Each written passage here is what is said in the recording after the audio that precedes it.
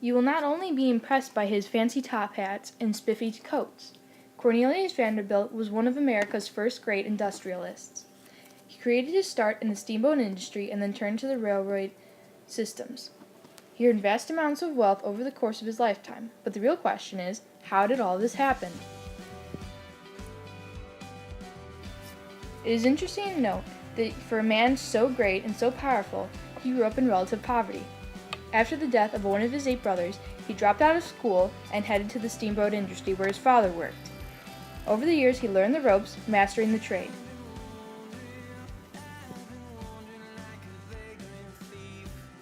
After learning the tricks of the trade, Vanderbilt took up shop in New York Harbor. To beat out his competitors, he would engage in fierce fare wars to become a dominant force in the area. At the time of the California Gold Rush, Vanderbilt took a great opportunity. Hungry prospectors located in New York would have to take a ferry service to the far tip of South America and round back up to their original destination of California. Well, Vanderbilt was smart. He carved a path straight through Nicaragua, Central America, and offered his steamboat services to the hungry prospectors.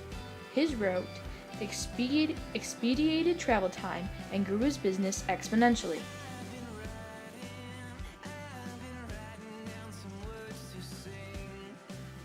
In the early days of the railroads, the tracks ran separate.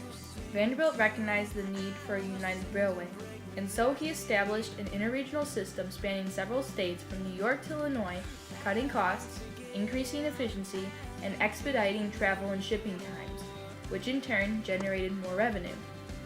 Vanderbilt's original system would eventually aid for a push for westward expansion.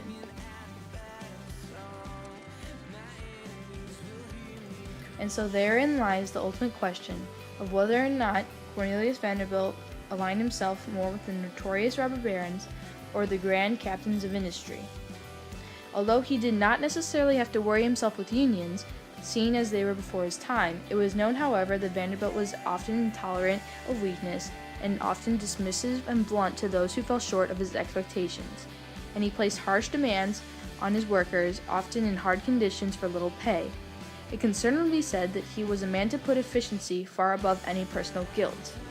However, for his less than satisfactory methods, Vanderbilt did also jumpstart the railroad economy and had a profound impact on westward expansion.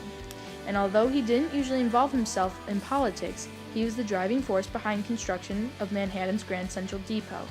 So in fact, he did supply jobs to thousands who would otherwise be jobless. And one of his final contributions was that he donated $1 million to build and endow Vanderbilt University. The bulk of his wealth, being approximately $1 million, was left to his son. We can surmise that Cornelius Vanderbilt made significant and innovative contributions to the American economy and railroad industry. However, his dishonest methods of growth and business aligned him with the side of the robber barons.